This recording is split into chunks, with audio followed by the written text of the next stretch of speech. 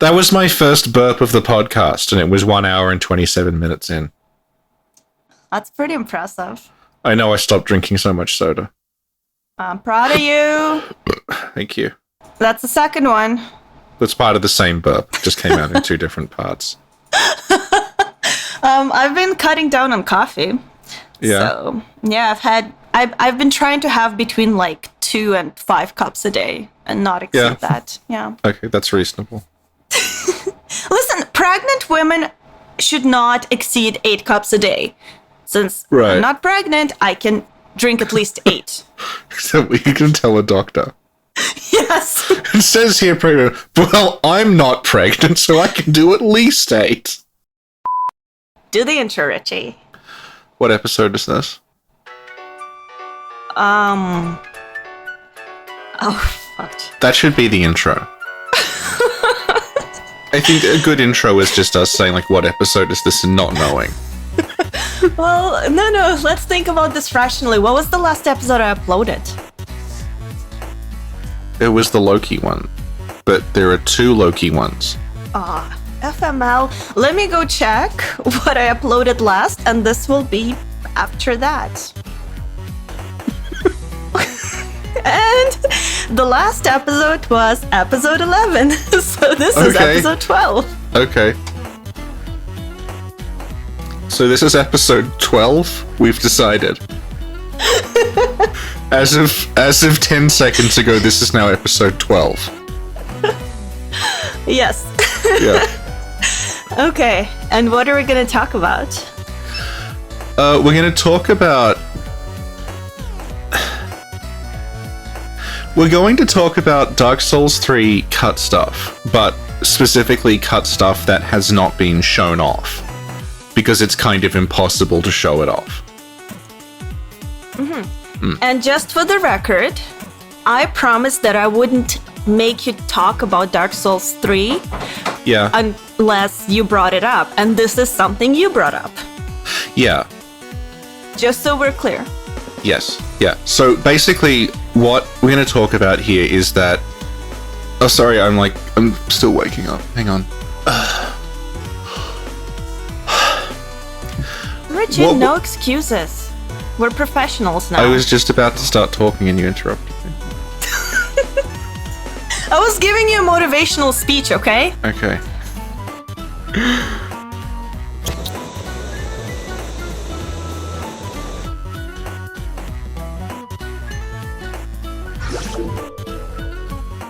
Okay, so what we're going to talk about today is some Dark Souls 3 cut content that hasn't been shown off before.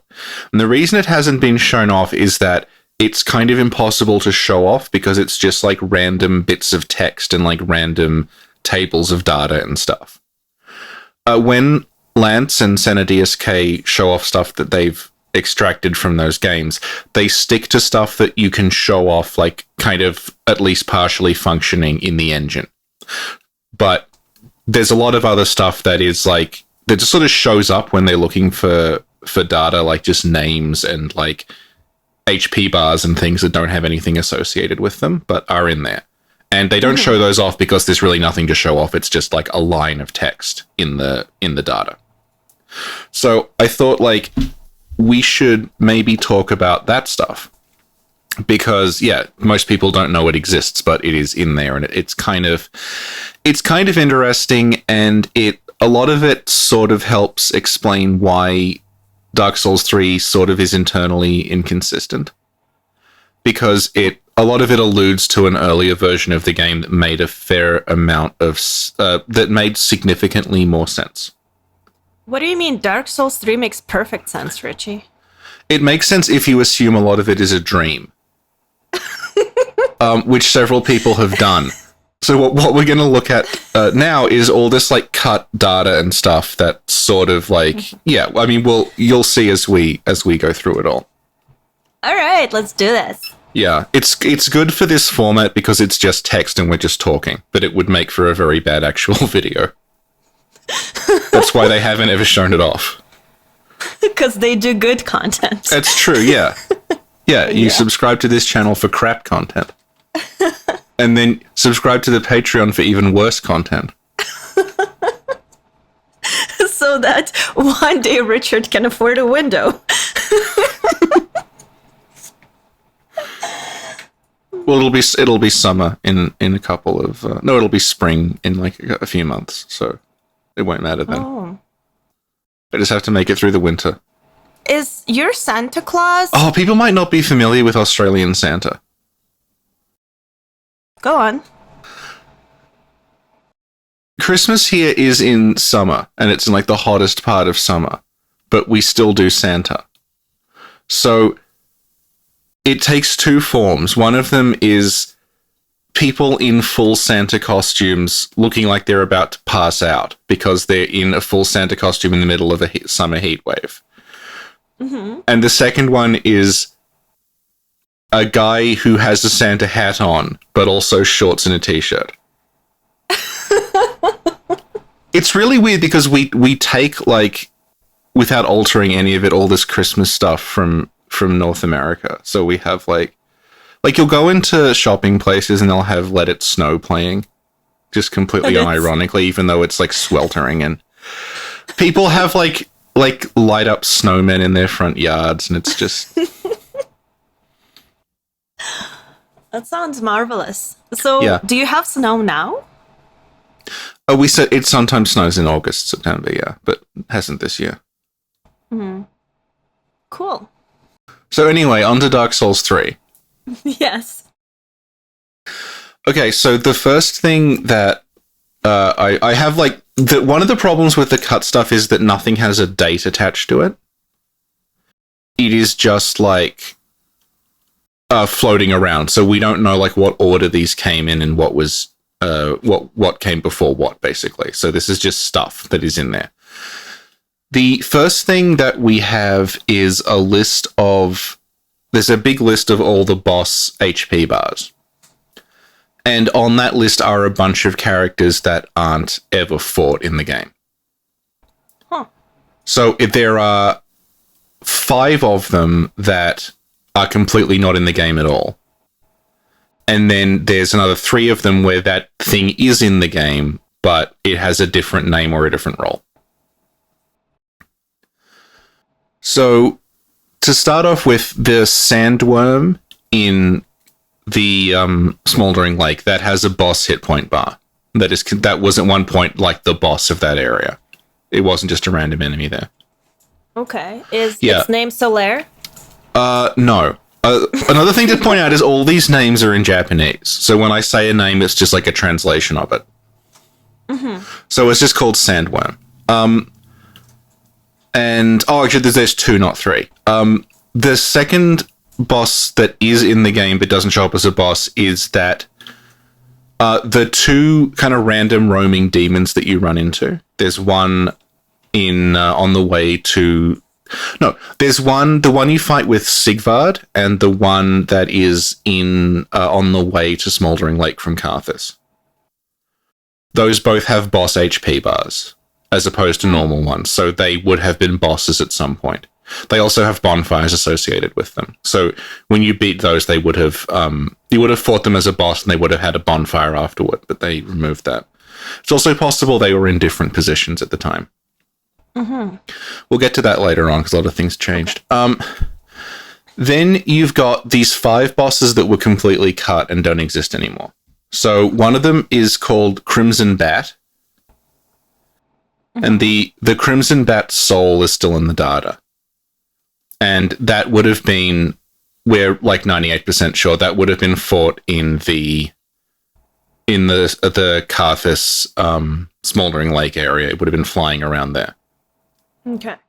And that was probably recycled into the demon bosses in the Ringed City. Yeah, because they look a lot like bats, and they also fly around and stuff, yeah.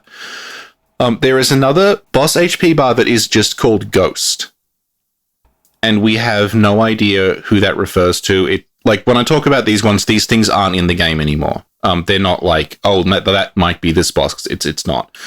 So, like, Ghost is not Wolnir because Wolnir's HP bar is also in that list, so it's a completely different character who never shows up. Just called Ghost. We have no idea who they are. Maybe they were referring to the movie. Maybe. Mm-hmm. There is Right. Okay, now we get into things where, like, the boss is half in there and half not in there. Okay. So there is an HP bar for a boss called Wolf of the Eclipse. And, like, we'll go back and forth between different lists. There is also a list of the names that all the bonfires have.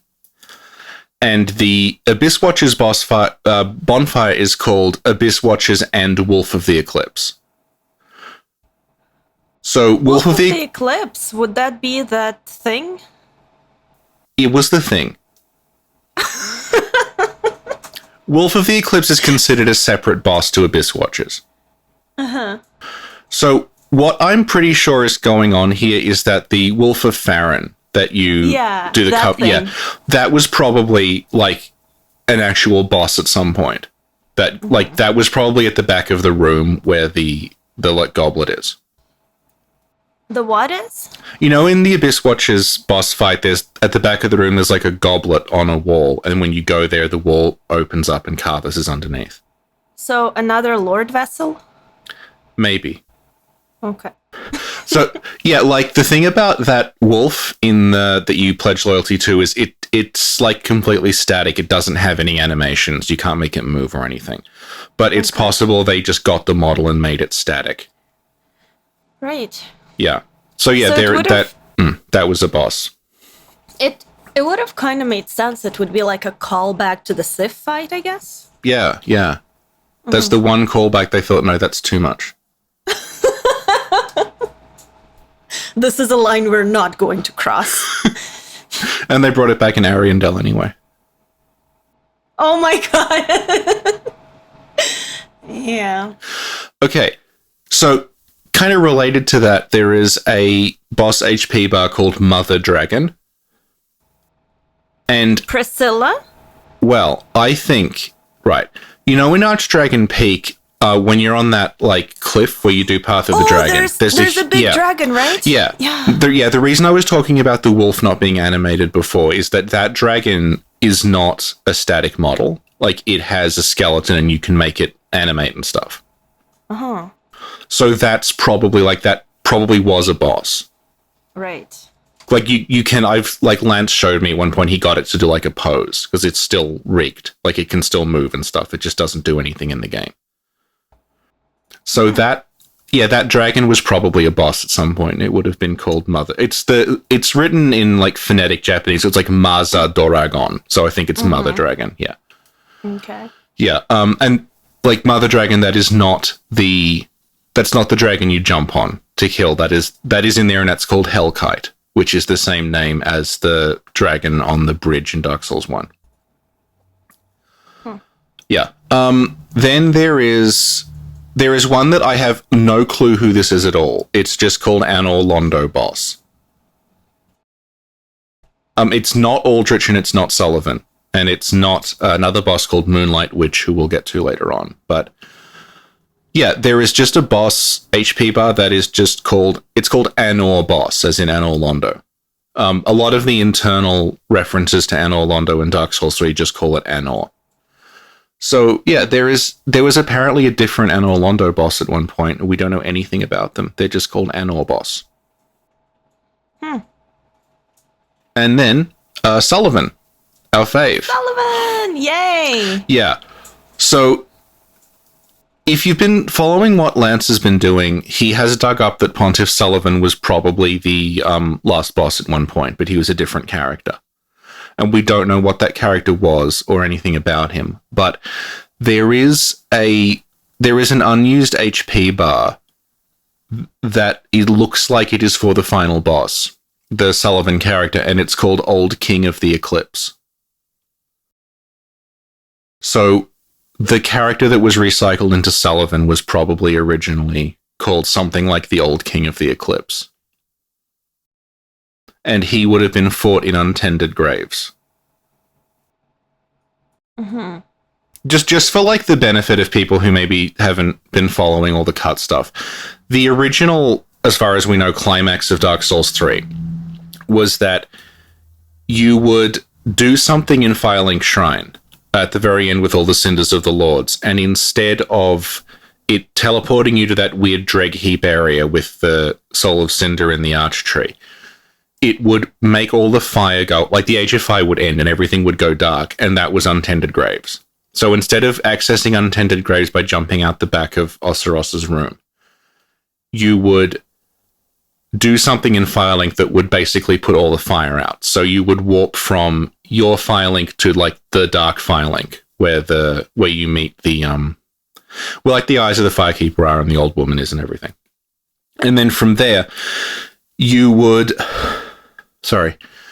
when you went into the Dark Firelink, the door that leads to the bell tower, where you usually buy a key, instead of having sorry, I'm really bad today. No, you're doing really good, Richie. Don't worry. So, right, and in this version, the bell tower would always be locked. You wouldn't be able to buy the key from the handmaid. So what would happen is that in the dark version of Firelink, that door would be open. And you would climb the bell tower and you would ring the bell again, and that would wake up, we think, the final boss, who wasn't Soul of Cinder, who would be this old King of the Eclipse character. But we don't really know anything about them apart from the name and that they used Sullivan's model and Sullivan's moveset.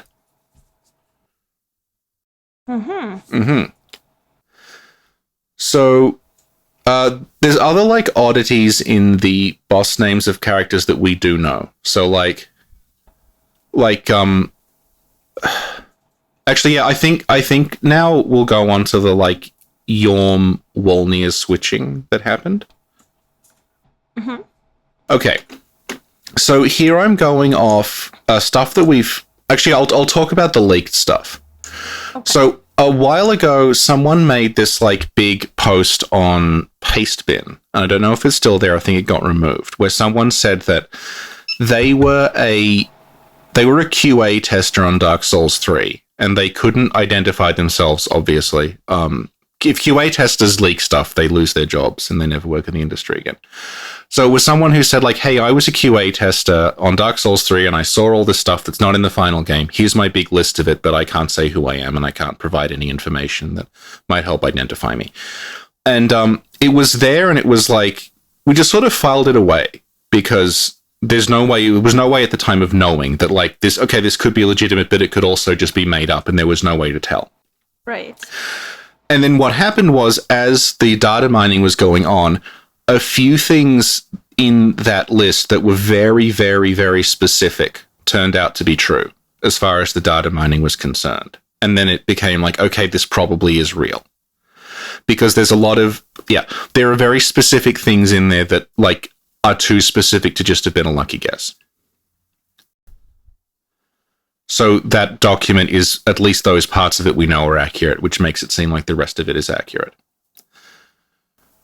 One of the things that this document mentions is that there were originally two paths to Anor Londo. This is what tipped us off that the document was probably real. The way that the document explains it is that the game would branch at Undead Settlement. So, like, Undead Settlement, one of the criticisms people had of that area when the game first came out is, like, this place is huge, but you just run through it and go to the next area. But it looks like originally that would have been like a junction in the path. So what would have happened is that the curse-rotted Greatwood, you know how when you fight that, the ground collapses and you fall into a pit? Yes. That pit would have been the entrance to Karthus originally. Huh. And then you would have been able to go through Karthus and then, I think, Smoldering Lake, and then reach... You would have gone through Karthus, then Smoldering Lake, and then entered into Anor Londo, and entered into Irithyll. But you would have entered into Irithyll by the waterway. Like, you know, the bonfire that's called Distant Manor? Yeah. So basically, that would have been backwards. Instead of going from Irithyll down to Profaned Capital, you would have come up that direction and then gone to Irithyll. Mm-hmm. And then the other path would have been the path that we normally take, but there was no Karthus in between the Abyss Watchers and Irithyll. You would have just gone to the Abyss Watchers and then straight to Irithyll. Okay. And that would have been the entrance that we use in the game. Right. And that's why the Sullivan Beast appears on the bridge and on the waterway, because it would have appeared whichever entrance you used. Okay, yeah. And yeah, that was the thing that was like, this is really specific. And then I was looking over the list of what the bonfires were called internally, and there's a bunch of ones around Carthus that are called Deep Direction to Anor. As in, like, this is the low path to Anor Londo. So it looks like that is, like, right. At some point, there were two paths. There was, like, the high path and the deep path, and they would both converge on Erythil. So, the game would have branched Undead Settlement, and you could take the high road or the low road to Erythil. The way it is explained in the document is that, you know, when you go to Erythil Dungeon, there's, like, stairs going down. Like from the distant manor, there's like stairs going around the side of a mountain where you're invaded. Yeah. And how you can see from there, you can see where that crack in the wall where the crossbow that's shooting the bat is. I think so, yeah. You can kind of see smoldering. Like, the way it's explained is originally those stairs just went all the way around, and you went out of the crack at Smoldering Lake and just climbed them, and that's how you got to Erythil. Okay. Yeah. Yeah. Are you okay? You sound all right. Me? Yeah. Okay, yeah. Yeah. Yeah, I'm just a little tired. Yeah. The best day to record, like, you're tired, I'm tired, let's talk about Dark Souls 3. I'm not so much tired, I just feel like kind of lightheaded. Oh. Yeah. Have you tried coffee? Yeah, I did. I did that like 10 minutes ago. Oh. Have you tried food? A little bit, sometimes. Have you tried getting a window? I have a window, it just doesn't close properly.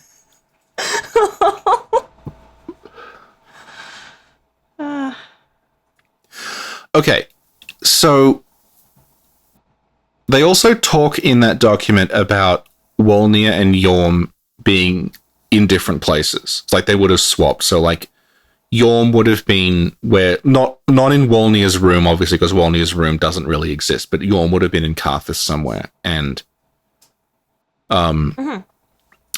yeah, Wolnir would have been where Yorm is, in that room. And we've known, like, since the trailer that at one point Wolnir was in Yorm's room.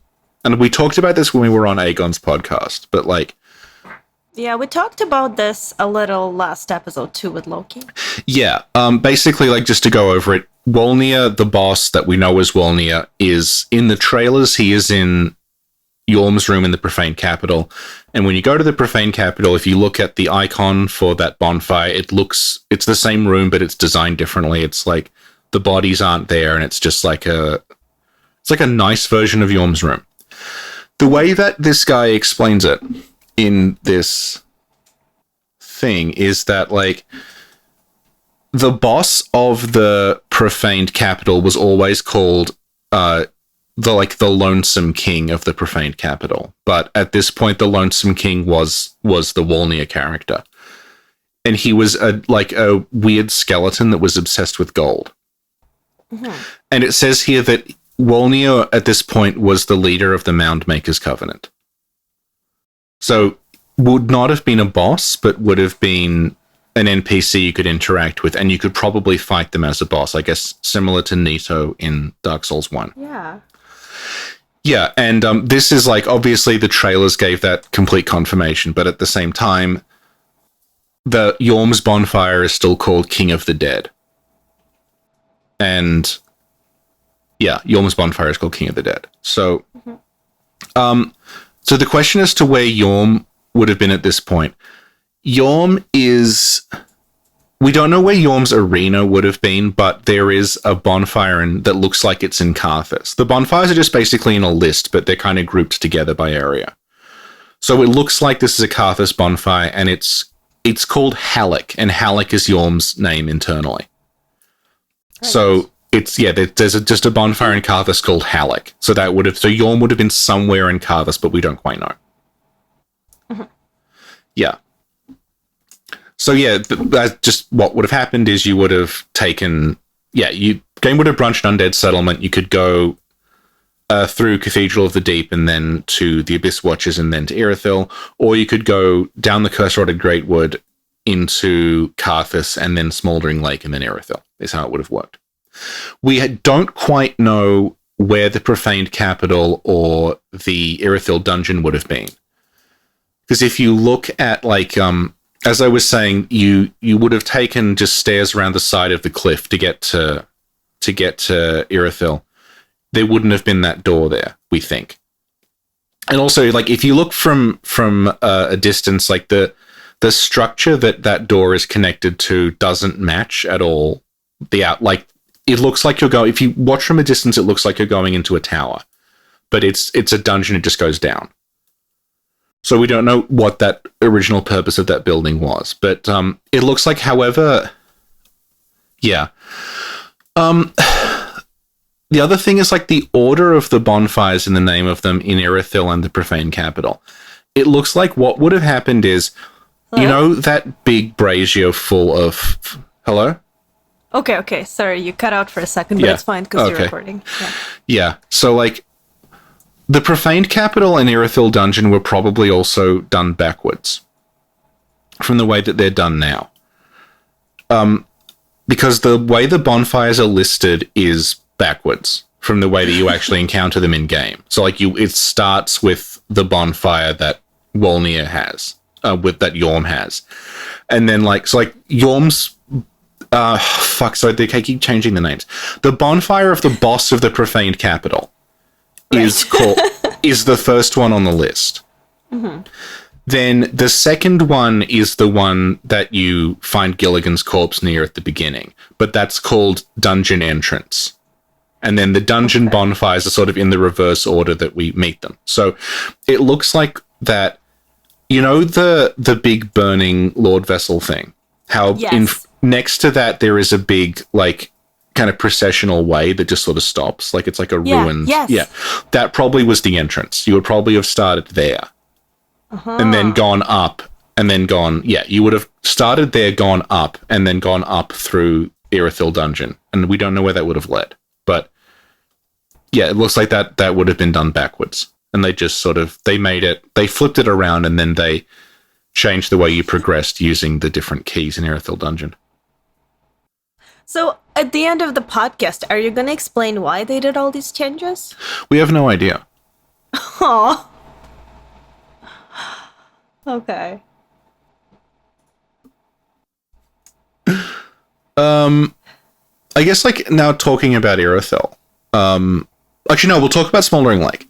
Because one of the things in the document says that the idea behind Smouldering Lake is that there would have been a huge bat flying around. And Is that the bat I'm thinking? The Crimson Bat, yeah. No, the other one. Batman? Collect all 4 to 4. Oh, lava. Oh my god, it would have been a literal lava megabat, wouldn't it? Yeah. Yeah, because of all the fire, yeah. Yeah. Yeah. So the way it's explained is you would have started at the bottom of Smouldering Lake, the bat would have been flying around, like, shooting at you or something. And then you would have gone up to where that big crossbow is, and then activating that would have shot the bat out of the sky. Then that would have pinned the bat to the ground, and it would have been, if people know Dragon God in Demon Souls, a callback to that, because the way you fight Dragon God is in the middle of the arena and it's attacking you, but there's these 3 crossbows that you can activate, and if you activate them in sequence, it, like, wounds him to the point where he can't move anymore. Is that the stealth boss? Yeah, I really don't like it. It's not good if you have... It's bad if you're a Dex build. But everything's bad if you're a Dex build. You have to smash this rubble, and if you don't have a heavy enough weapon, it takes 2 hits to do it, and then as you're doing it, like, the dragon punches you and you die. I didn't like doing it on a character who didn't have a big sword. Anyway, it would have been a callback to that. So you would have had to shoot the bat out of the sky with the... That's why the ballista thing is there. It was to shoot the bat down. Would it also be a callback to the Stingray boss? Oh, yeah. Storm King. Kinda, yeah. Yeah. So you would have shot the bat out of the air, not the sky, because it's underground. And the bat would have landed in the swamp, in the lake, and then as you were fighting, like, they would have wounded the bat, and then as you were fighting the wounded bat, the sandworm would have appeared, and it would have been like an Ornstein and Smough thing. Like, the second phase is like a second thing shows up. Not Ornstein and Smough, that's two. It's Ornstein and Smough backwards. What do you mean? Where you start with one and then a second one shows up. Yeah. Oh, because they show up at the same time. Yeah, you would have. Yeah, basically the sandworm would have shot out of the ground as you were fighting the bat. Okay, that would have been pretty neat. Yeah, and it looks like the sandworm is, as far as the bonfires go, the sandworm is considered the boss, not the bat. Okay. So I don't know, maybe like the worm would have appeared as you killed the bat, or the worm would have eaten the bat. I don't know, but Richie. Yeah. Do you think the sandworm and the bat were friends? Well, they don't sound like they're friends. Well, no, if you're beating up the bat and then the sandworm shows up, they were probably friends. Yeah. Yeah. Yeah. I think you guys will need to do a little more digging and data mining on the relationship between the two. Okay. Okay. Okay. I think they might be connected to the Lord Vessel. Ah, I see. Yeah. Go on. It was like, I can imagine that unironically being a thing. People are like, I suspect the bat was connected to the Lord Vessel. Why? I just suspect it. It's a gut feeling, okay? I was right about a lot of cut content back in the day. Yeah, you have been.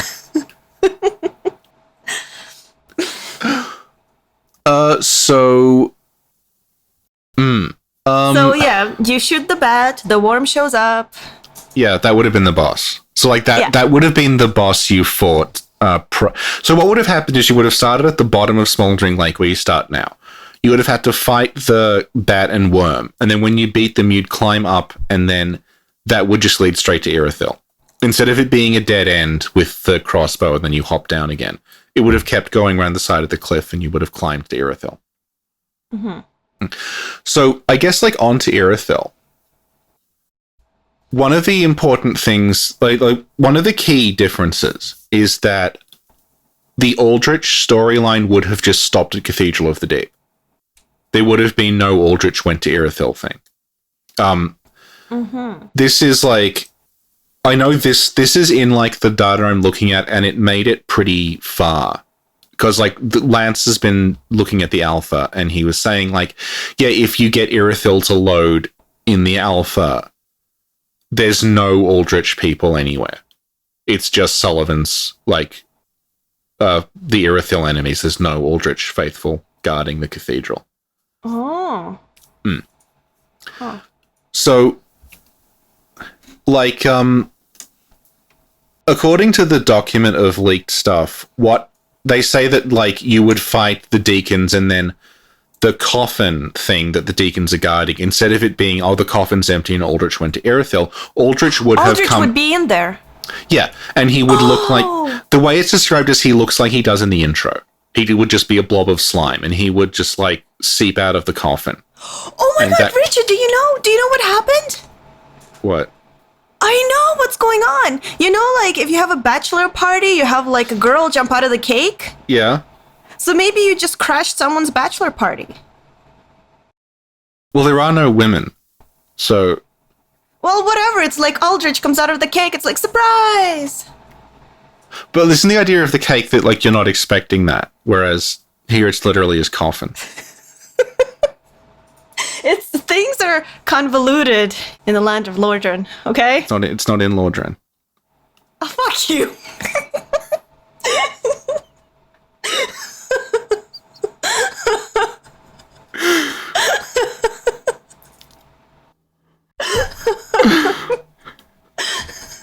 But Sen, it's not even in Lordran, you fucking casual. Have you even finished this game? Have you ever played it? It's in Lothric. Kinda, I guess. No, but it's still in Lordran. It's good. It's bits of Lordran. No, Lordran is like the whole country. No, it's not. Yeah. You have to go to Lordran in Dark Souls 1. It's like an area. Huh. Bits of Lordran end up in Lothric. Bits of Lordran end up in Lothric. Oh, Like Anor Londo ends up in... Yeah, I didn't write it. You see, in my head, okay, well, in my head, it's the opposite. Everything ends up in Lordran, because Lordran is like this really, really huge place that's basically the planet. Right. So when you go from the Undead Asylum to Lordran, you're traveling through space. it's still Lordran. You're going from Lordran to Lordran. Okay. Like, and then same thing. Like Lothric just moves to Lordran. Still Lordran. That works for me. Yeah, like like, you know, Katarina and like what's the other one that we wanted to visit but never got to? Kareem. Yeah, and another one with the Way of White. Thorland. Yeah, all of them are in Lordran as well. Okay. Yeah. Yeah. Well, I feel like I need to rewatch that video we did on definitions. One of the first ones. Because I forgot what's going on in Dark Souls 3 again. well, as I think is becoming apparent, the people who made Dark Souls 3 also didn't really know what was happening. It looks like they had to change a lot, like very late. Like a lot of things were just changed. Yeah. Okay, but by the end of it, you do have a theory on why that happened, so remind me to ask you. Yeah, well. So basically, like, it says here that Aldrich's story would have, like, Aldrich would just have been the boss of the Cathedral of the Deep. He would have beaten him, and that was the end of Aldrich. And, like, we don't have a separate Aldrich HP bar anywhere. So I don't know, like, maybe Aldrich used the same bar as the Deacons or something. I don't know. But, like, it is true that the presence of Aldrich in Irithyll was, like, a late thing. It was, like, not part of the original, like, plan they had. Okay. So, in Irithyll, the bosses, they underwent a lot of changes. So, like, the room where you fight Sullivan now, that was, obviously, at this point, Sullivan is the last boss, and he's called Old King of the Eclipse. That would have been another boss called Moonlight Witch. And Moonlight Witch is still in the game. It's those... In Irithyll, there are those, like, sort of tall enemies in the silver and white who make fire appear under you. They have, like, a... Oh, who have a star type deal? Yeah, that would have been a boss. Okay. So you would have fought one of those. If you look in the art book, that enemy has a lot of very, like, impressive concept art. And that's because it used to be a boss, and they sort of, like, toned it down and made it into a sort of elite enemy for that area. Okay. So that would have been in the chapel you fight Sullivan. Okay. Yeah. Then as you approached Anor Londo, there's, like, two differences here. Actually, there's a lot of cut shit with Anor Londo, but we don't really understand it. So, like, there was the Aldrich boss, the boss we now know as Aldrich, internally is called Sullivan. But we don't quite know what the deal is with that, because we don't know anything about the Sullivan character, whether it was still someone who, like, consumed Gwendolyn or something like that. Is that Corvo knocking things over? Yeah. It's fine. My boyfriend took care of it. Yeah. Yeah. How did you know? I heard a lot of things falling over in the background. Yeah. So, okay, wait. So, Aldrich internally at called this point, Sullivan? The boss that you fight that's called Aldrich Devourer of Gods. Okay. Internally is just called Sullivan. Okay. And I don't know what that means, because we don't know anything about Sullivan at this point. Okay. Yeah, and, like, again, there is another Anor Londo boss we don't know anything about, who is just called Anor Londo boss, who wasn't Aldrich or Sullivan.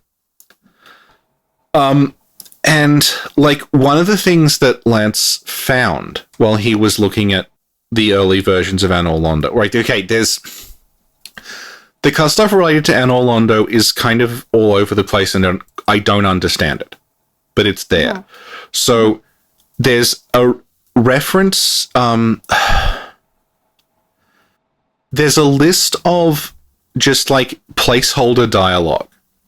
So it's like, here's a dialogue response, and the response is literally just like, character says this when, like, event happens. So there's like, character says this when defeated Deacons of the Deep. Character says this when defeated Storm King. Like that. Okay. One of them is, character says this when you have uncovered the Anor ruins in the desert. Anor so ruins like, in the desert? It says it's Anor ruins, which is what Anor Londo gets called in the game, like internally. They call it Anor. I thought you were talking about the area at the end of the Ringed City. Well, that's the thing, because if you look at the intro to the game shows what looks like the ruins of Anor Londo in the desert. So, like, I don't know. Okay. But there is a reference to, like, you would have to, and it's, the language is odd, it's like reveal them, almost like they're hidden or something, and then you do something that reveals that Anor Londo was there all along or something. I don't know. The other thing connected to that is Anor Londo has 3 distinct states to it. Okay. So, like, there's Anor Londo, then Anor Londo brackets past, and then Anor Londo brackets after resurrection. So you would have been able to, like, the way one of them is called Anor Londo brackets past makes it look like it may have been like Artorias of the Abyss or something, and you may have gone back in time and done something in the past version of Anor Londo. And there's reference to, like, Anor Londo after the resurrection, but I don't know what's being resurrected. You know what it sounds like? What? It sounds like they pulled a Dark Souls 2. Well, I guess we'll get to that, but, like... Okay. The way it's called after resurrection makes me wonder if, like, maybe you had to resurrect Gwendolyn or something. Because so much of the game is, like, the bell tolls and someone's resurrected. Yeah. So it makes me wonder if you had to, like, resurrect the boss of Anor Londo, but I don't know. The other weird thing about Anor Londo that Lance found is, in the alpha, the giant blacksmith... his well, that's the thing, he's not dead. What? Yeah, his corpse isn't in that room. The ember is in the room, but the corpse isn't. And then he found this, it's like unused in the game, we can't get a good look at it. But it's like the giant, it's like a Dark Souls 1 giant, but his stomach has, it looks like a Warner Brothers cartoon if someone gets shot in the stomach with a cannonball and it just sort of sticks there. Oh my God. There's this, like, big, round, like, metal sphere embedded in his stomach. Uh-huh. I have no idea what it is, but that is an NPC, and it is in the Dark Moon Tomb, where you get married to Henri. What? Yeah, so, like, that it looks like it's guarding the tomb. Uh-huh. Like, it's just standing there, and, like, it's not hostile, but I think you can get it to attack you if you attack it first. But yeah, it's just there. So, was this the person who was going to conduct the wedding ceremony? I don't think the wedding ceremony happens in this version of the story. So yeah, a lot of weird shit with Irithyll that we don't quite understand, and maybe we will understand it later on. Mm-hmm. Yeah, there's a bunch of other stuff like Oseros. We've known, like, since the game was being previewed that Gundyr would have been... Gundyr was originally fought in Oseros's room. Right, yeah. Right. And that is still, like, that's in the data. It's Oseros's bond. Oseros is called the Angel of the Dragon. I have no idea why he's called that or what that means. But it's, like, Angel of the Dragon, and then in brackets it's got, like, former Gundyr mausoleum area. So, like, they knew. Like, it was Gundyr's room originally. And that, like, that sort of recontextualizes the garden because it makes it from like the consumed king's garden into like this is the mausoleum of old King Gundyr. Like he's just buried there. Yeah. And I'm guessing like maybe you had to wake him up because it looks like the idea of waking up the dead with the bell is a bigger deal earlier. So it looks very much like in Demon Souls. It's actually very similar to Demon Souls. There is the old king of Boletaria is in a mausoleum, and he is off. He's sort of off to the side in the first area, and if you're good enough, you can, like on your first visit, just unlock the mausoleum and fight him and get his sword. And it looks like they were going for a similar thing, where like if you're good enough, you can just as soon as the game starts beat the dancer, and then go to Gundyr's mausoleum. Yeah.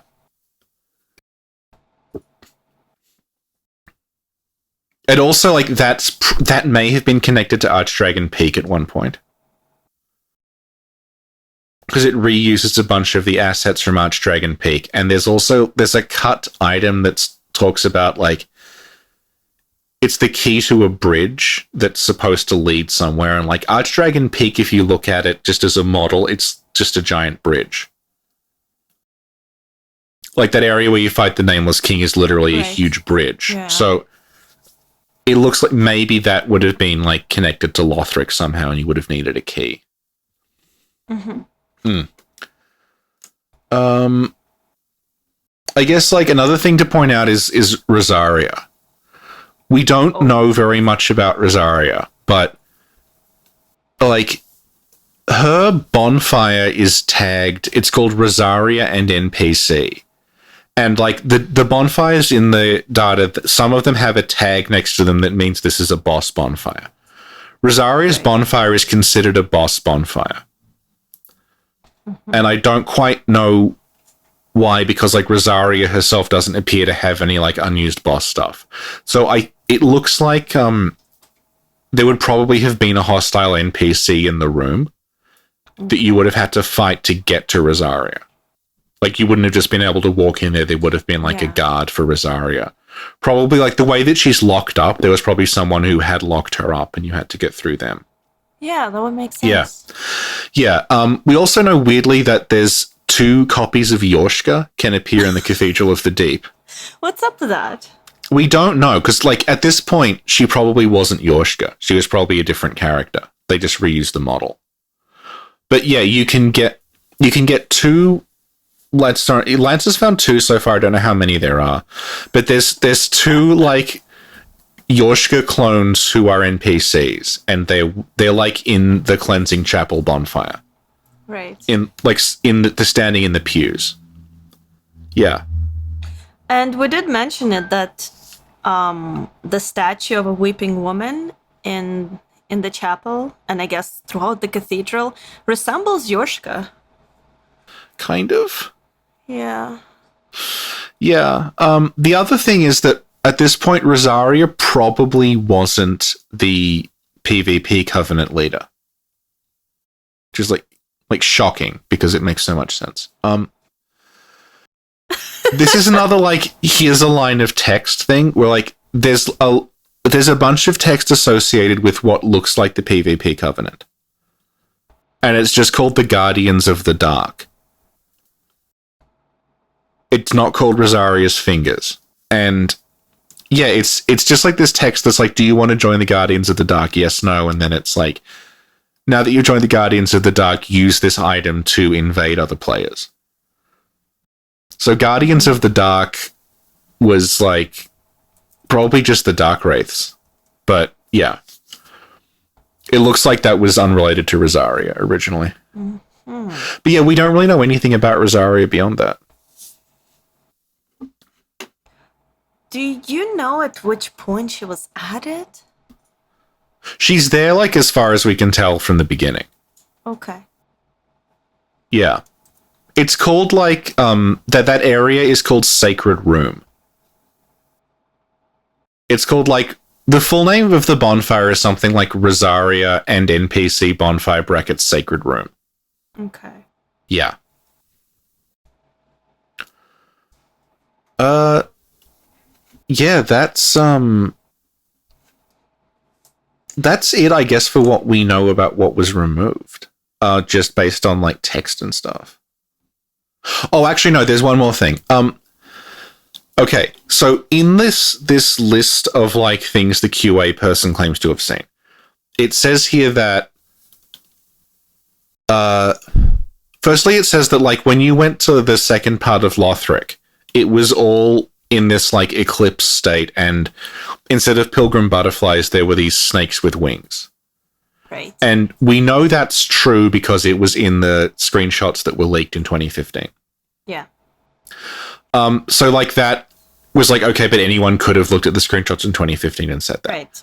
Right. But then that's followed by like when you went to fight Lorien and Lothric, there was a hole in the side of the boss arena, and halfway through the fight, Karth would fly in, and he would look like a giant version of the winged snake. Yeah. Kool-Aid Karth. Yeah, and he would do something during the battle. Mm-hmm. And this is like, it's odd because Karth doesn't... Okay, there is an unused entity. We don't know what it was, but it's called Snake Soul. Okay. That sounds a lot like Karth, like Snake of Dark Soul, maybe. Mm-hmm. Yeah. That, or possibly it just refers to the original Pilgrim Butterfly things, because they're like a snake made of Dark Soul. Yeah. Now, the thing is, like, Karth does not have... there's no HP bar for Karth at any point. So Karth probably wasn't a boss, but I'm thinking, like, when you fight Dragon Slayer armor, there are pilgrim butterflies flying around shooting at you. So I'm wondering if, like, when he says Karth was involved in the fight, if that means Karth did something like that. Yeah. Like, Karth would fly around shooting at you, but you never engaged him directly. And this seems to make sense of, like, oh, that's why there's all those Karth statues in Lothric. But then I have seen the alpha version of the Grand Archives, and the Karth statues aren't in it. So they took away Karth and put statues instead. But see, I don't know if, like, maybe the Karth statues were later on or something. But yeah, there's the Karth statues on the bridge where you fight Dragon Slayer armor, and the Karth statues in the archives aren't there. Mm-hmm. And weirdly, the archives are covered in slugs in the alpha. The slugs from Farron Keep that are in the swamp. They are, like, stuck to the walls of the archives. Why? I don't know. Oh my god! Maybe it's to show that Abriatus is there somewhere. Yeah, why not? Yeah, because you know you found little slugs in that area where you find Abriatus. Yeah. Yeah. Yeah. It would make about as much sense. Oh, actually, I can tell you something else about the curse hands in the archive. The what? Oh, the, you know how the right. book hands. Yeah. Right. I never understood those at all. And then I people understood were them like, perfectly casual, but go on. And then people were saying, like, hey, those hands look a lot like the hand coming out of the curse-rotted Greatwood. And I was like, yeah, it does, doesn't it? Uh-huh. Why? We couldn't figure it out. And then portals. No, it's much worse. Then we were looking at the concept art book and the Karthus... No, I know. It's because they made the books using the Greatwood. Because books made of paper and paper's made of trees. So they pulped the Greatwood. Yeah, did I get it? Well, that's one possible explanation. But, like,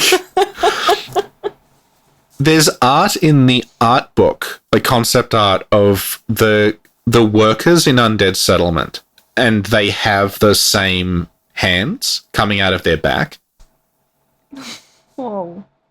It's like they have those hands like shooting out, like growing out of their back. So it looks like that probably was connected to the Great Wood at one point. That the workers who, I guess, worshipped or whatever the curse-rotted Great Wood, they would have been infected with the same thing. They would have had the same hands coming out that the Great Wood has. And then they got recycled into the book things in the archives. Well, I think my book explanation makes perfect sense. I like your book explanation a lot, actually. I'm sad you. they didn't go with that. No, Lance will find it. Yeah. Yeah, I guarantee I predicted more content. You have, yeah. You're an oracle. Soul's Oracle. Yeah. Did you see I changed my name in Discord? I did. I'm very proud of you. Yeah, it's beautiful. Yeah. So, like, that I think wraps it up for just random stuff that we know but we can't show off in Engine.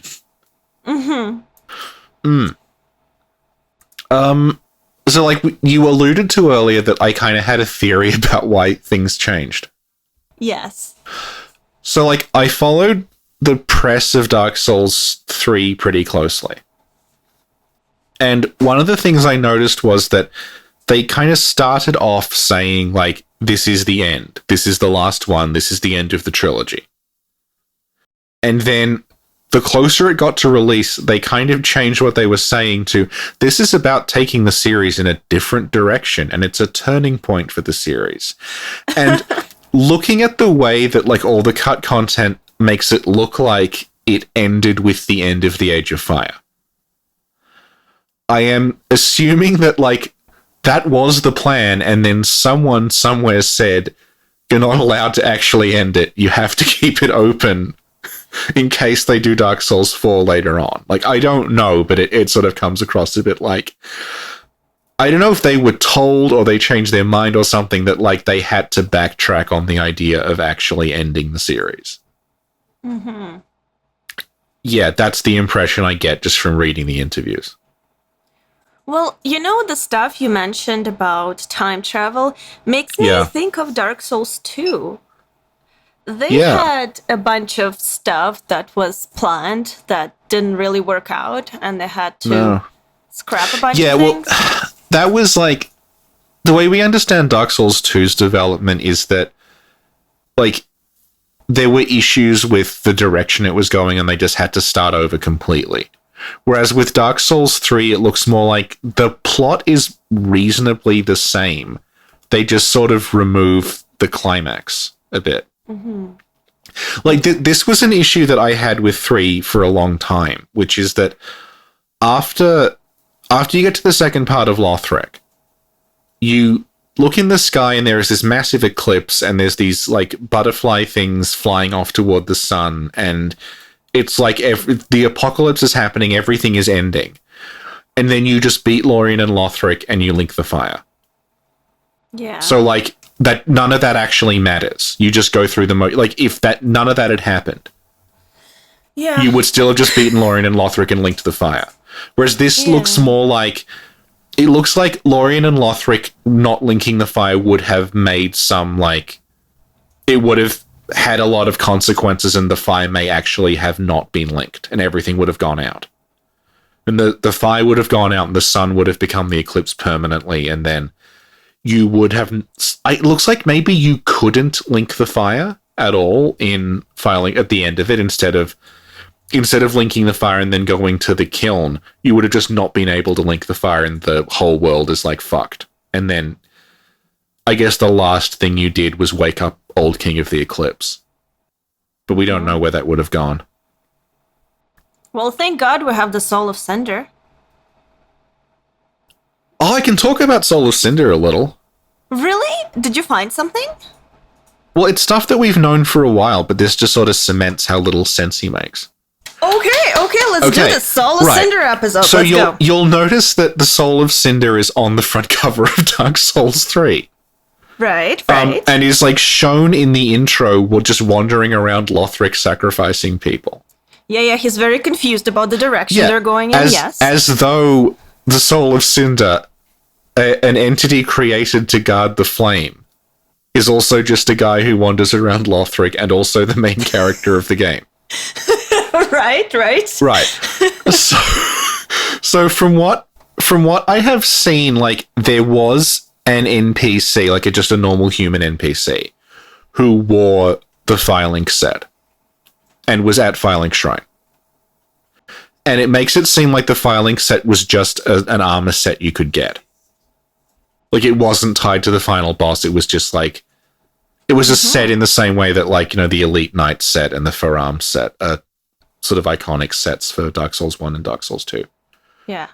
Yeah, so that would have been a set, and there is an NPC wearing it, and, like, this is in a version of the game where there is no Soul of Cinder. Well, you see, he worked hard, he persevered, and he got promoted to Soul of Cinder. He promoted to Final Boss after a previous Final Boss was fired. Yes.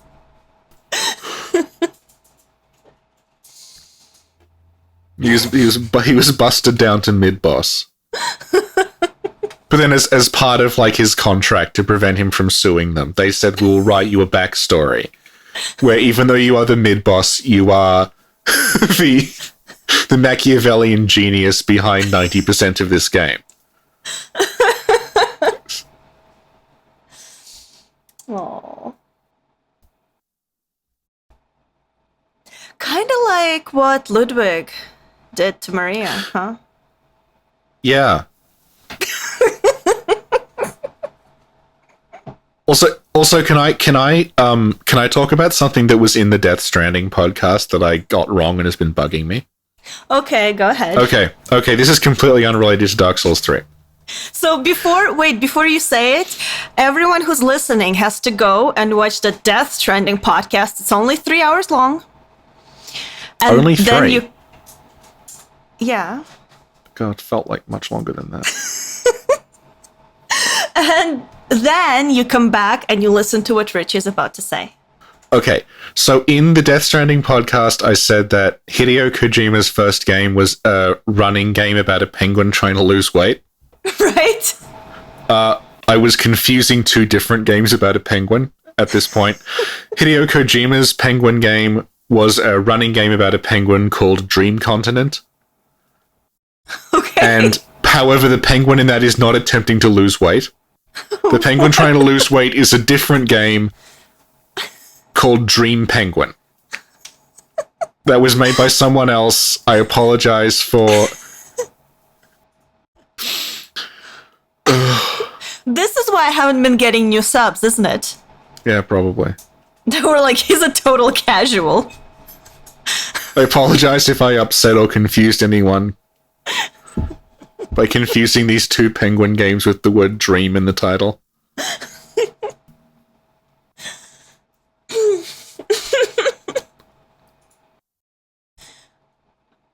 I thought you were going to say something important, to be honest. Well, this has been bugging me for ages. Because I said it, and then I was like, was that right? And then I looked it up, and I'm like, oh no. So, for how long have you known? Since, like, shortly after we finished recording that. You haven't said anything. Were you thinking, like, should I confess, or should I... Well, I thought no one's going to care, and then I was like, no, someone is. So, like a month, Richie. Kojima's penguin game is it's from the MSX. You view the penguin from behind and you're running and you have to jump over stuff and not fall over as you run along the Antarctic. And in Dream Penguin, it is a platform game about a penguin who's trying to lose weight and the enemies attack you by throwing food at you. And if it hits you, you eat it and you get progressively fatter. Then you have to collect these diet things that make you get thinner again. So the enemy is basically the snack covenant. Yeah, the enemy is feeding you. And you have to try to beat the level while not fat to impress a lady penguin. But, you know, you said you made a mistake, but in the Kojima Penguin game, you don't know the penguin's motivations. Maybe they're very similar. They might be, but, like, in Dream Penguin, she's very shallow. She shows up to reject you at the end of levels. Oh my god! I feel like that's a game we should do a podcast on. Alright. There's an English translation available if you want to get the full story of... Oh, but is there? Because Nintendo's cracking down on ROM sites. Really? Yes. Why? Because they're assholes.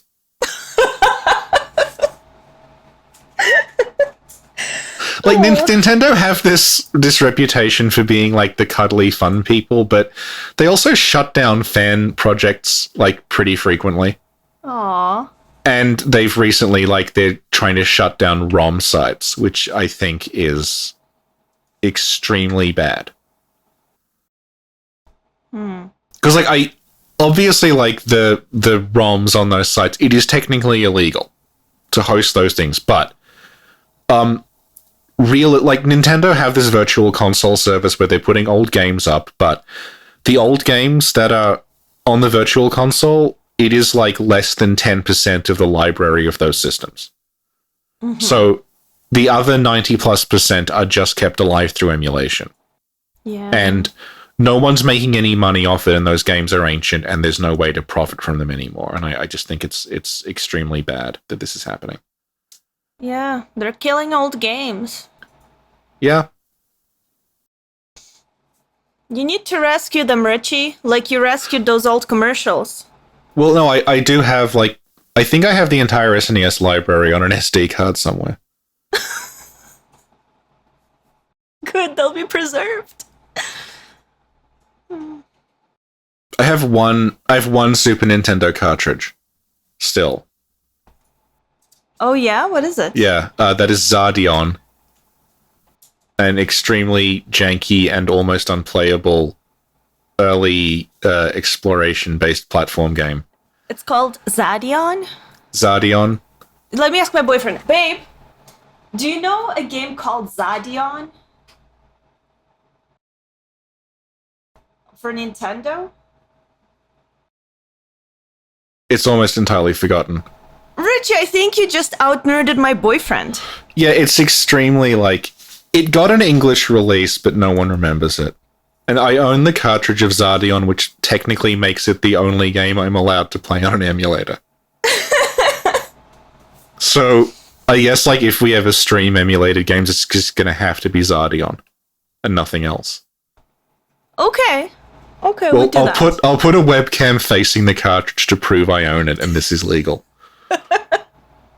Okay. Also, if anyone wants to Google Zardion, the Hardcore Gaming 101 article on Zardion is written by me. Yay! Yeah. I'll link it in the description. Okay.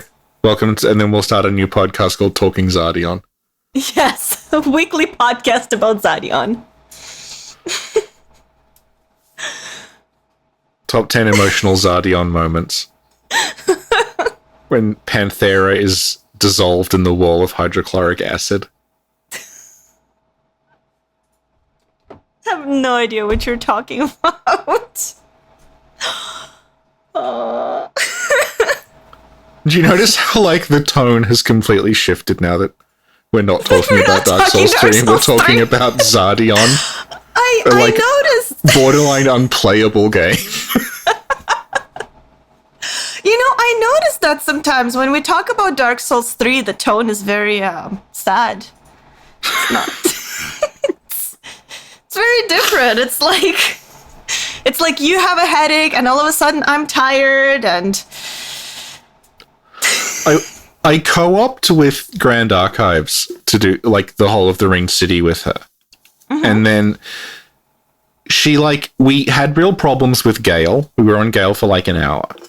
And then she said, oh, I understand him now. And she's been co-oping against Gale for like ages now.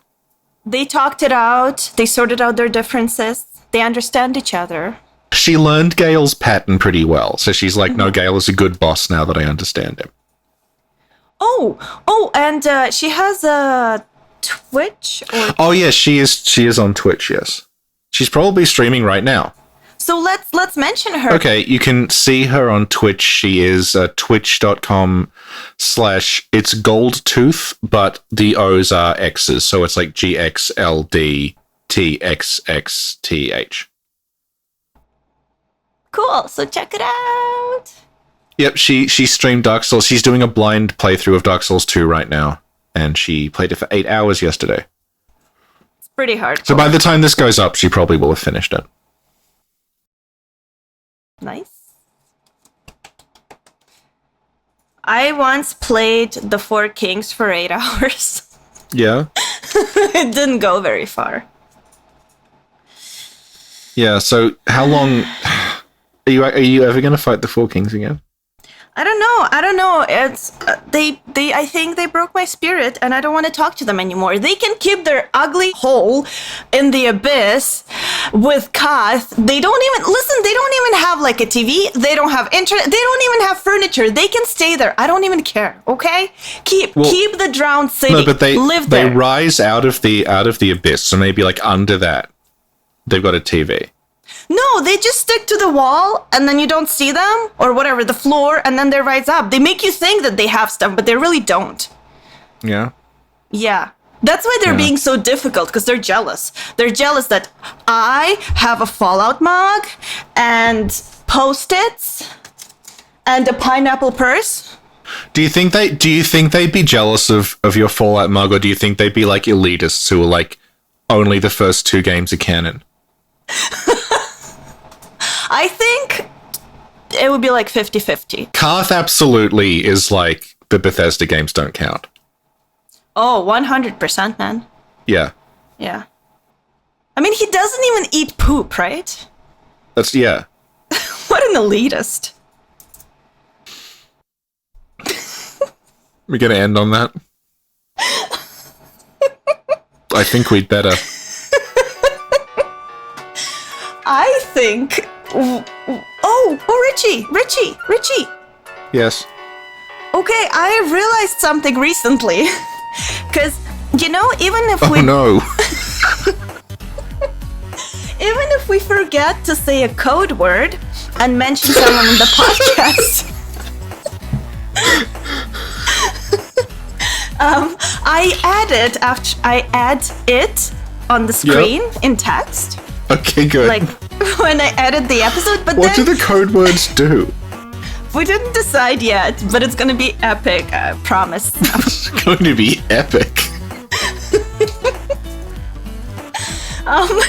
So I put that stuff on screen, but a lot of people just have the podcast in the background, and they don't look at the screen, so we gotta make a conscious effort to say these things.